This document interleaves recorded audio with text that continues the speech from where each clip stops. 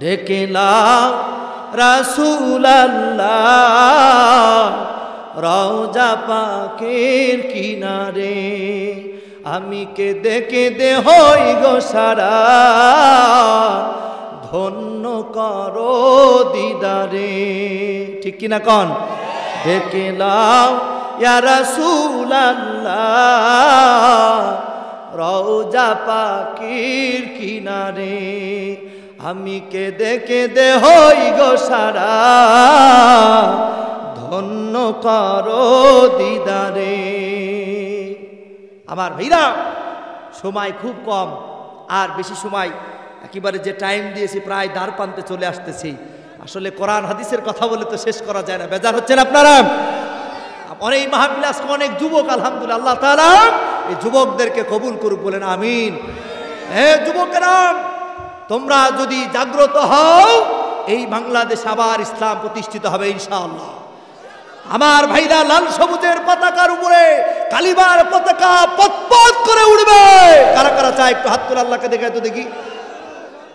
নারায়ে তাকবীর, লিল্লাহি তাকবীর। আল কোরআনের আলো না, ঘরে তো বহুদিন জ্বেলেছে, এখন সংসদে জ্বালতে হবে। জোরে হাত, আমি হাত নামাতে বলি নাই। আল কোরআনের আলো, কোরআন আছে যেখানে, কোরআন নাই যেখানে, নারায়ে তাকবীর। আল্লাহ কবুল করুক। আল্লাহর নাম নিলে আল্লাহ খুশি হয় না বাজারা? কম না বেশি? আজকের চিকিৎসা বিজ্ঞানী টরেন লুট, লন্ডনের একজন বাসা, তিনি বলছে যে আল্লাহর নাম মানুষ যখন জোরে নেয়, আল্লাহ পাক শরীর থেকে 40টা রোগকে দূরে সরায় দেয়। এই জন্য আল্লাহর নাম নিবেন। ওই নেতার পিছনে স্লোগান দিয়া কোনো লাভ হবে না।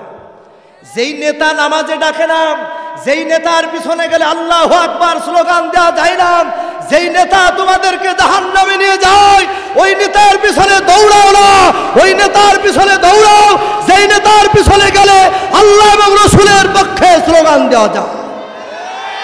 ওই নেতার পিছনে দৌড়াও, কারণ সুম্মা ইলাইনা তুরজাউন, আল্লাহর কাছে যেতে হবে। আবার যেতে হবে কিনা কন? আবার ফিরে যেতে হবে। আমরা কেউ বাঁচতে পারবো না।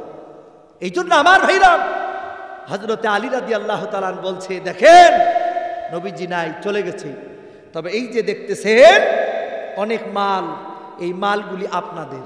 সুবহানাল্লাহ বলেন। এই মালগুলি কি মাল? ওই যে মুহাম্মদ সাল্লাল্লাহু আলাইহি সাল্লামকে মক্কার মানুষগুলি বলতো আল আমিন, তার কাছে কাফেরেরা পর্যন্ত মাল জমা করে রাখত। আমার ভাইরা, হযরতে আলী রাদিয়াল্লাহু তাআলা বলছে, এই মাল ছামানাগুলি আপনারা বুঝে নেন। সুবহানাল্লাহ। আমার ভাইরা, আমি আপনাদেরকে বুঝাতে চাইলাম এটাই, হযরতে আলী রাদিয়াল্লাহু তাআলা তিনি আলেমদেরকে, আল্লাহ রাসূলকে ফাঁসায় নাই, বাঁচায়েছে। বলেন তো আজকে আমাদের দায়িত্ব আছে না নাই আলেমদের বাঁচানোর? জোরে বলেন আছে না নাই? আমার ভাইরা, যদি আলেম মুক্তির আন্দোলন হয়, তাহলে ওই মিছিলে শামিল হওয়া দরকার আছে না নাই? বাংলার আলেমগুলি যদি মুক্ত করার জন্য যদি ময়দানে কাফন বেঁধে নামতে হয়, বলেন তো ওই আন্দোলনে আমাদের শামিল হওয়া দরকার আছে না নাই? আমার ভাইরা, যেই আলেমগুলি তাহাজ্জুদ কাজা হয় না, যেই আলেমগুলির তাহাজ্জুদ কাজা হয় না, আজকে ওই আলেমগুলি এমন পরিণতি হচ্ছে। আমার ভাইরা, আমার ভাইরা, আপনাদেরকে এতটুকু বুঝাতে চাই, আল্লাহ রাসূলের যদি আপনি অনুসরণ করেন, আনুগত্য করেন, তাহলে আল্লাহ পাক আপনাকে মাফ করে দিবে। এই জন্য সাহাবীরা যেরকম ভাবে আল্লাহ রাসূলের আনুগত্য করেছে, আমার নবীজি যখন মক্কায় চলে গেল, মদিনায় চলে গেল, মদিনায় যখন হিজরত করে চলে গেল, বলেন তো আপনার কোনো ভালোবাসার একটা মানুষ যদি চলে যায় এলাকা থেকে, খারাপ লাগে কি লাগে না? জোরে বলেন তো, লাগে কি লাগে না? কতই না খারাপ লাগে। কারণ নবীজি আমার আপনাদের এলাকায় যদি মনে করেন ইমাম সাহেবের কথা বলি, ইমাম সাহেব, অনেক ইমাম সাহেব আছে 5 বছর 10 বছর থাকার পরে যখন চলে যায়, কত ইমাম, ওই ইমাম সাহেবের জন্য অনেকে চোখের পানি ছেড়ে কান্দে, কত মা আছি চোখের পানি ছেড়ে কান্দে যে ওই হুজুরটা কতই না ভালো ছিল, বলেন, বলে কি বলে না? আমার ভাইরা, নবীজি আমার মক্কা ছেড়ে মদিনায় চলে গেল। মক্কার অনেক মানুষের বাড়িতে চুলা পর্যন্ত বন্ধ হয়ে গেছে। আবার অনেক মানুষ বাড়িতে থাকতে পারে না, হাউমাউ করে কান্দে, হারে আব্দুল্লাহর বেটা মোহাম্মদকে না দেখলে ভালো লাগে না। সৃষ্টির সেরা তুমি, এ বুকে রত্ন তুমি, তুমি যে মদিনার বুলবুল, তোমাকে চিনতে করিনি ভুল, হে রাসূল তোমাকে চিনতে করিনি ভুল। ঠিক কিনা কন? দিনের লাগিয়া তুমি কতই না কেঁদেছ, উহুদের ময়দানে তুমি কত রক্ত ঝরাইছ, করেছো ধরাকে ব্যাকুল, তোমাকে চিনতে করিনি ভুল, হে রাসূল তোমাকে চিনতে করিনি ভুল। মারহাবা খান। খারাপ লাগে নাকি আপনাদের? খারাপ লাগে?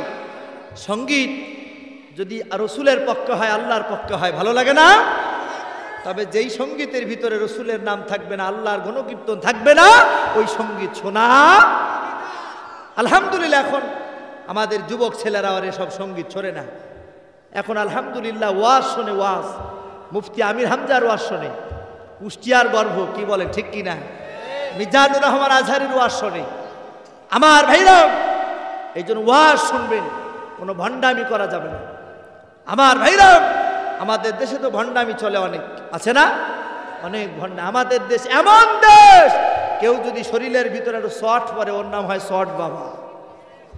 কেউ যদি শরীরের ভিতরে কয়েকটা তালা লাগায়, যদি একটু মালা বানায়, ওর নাম হয় তালা বাবা। ঠিক কিনা কন?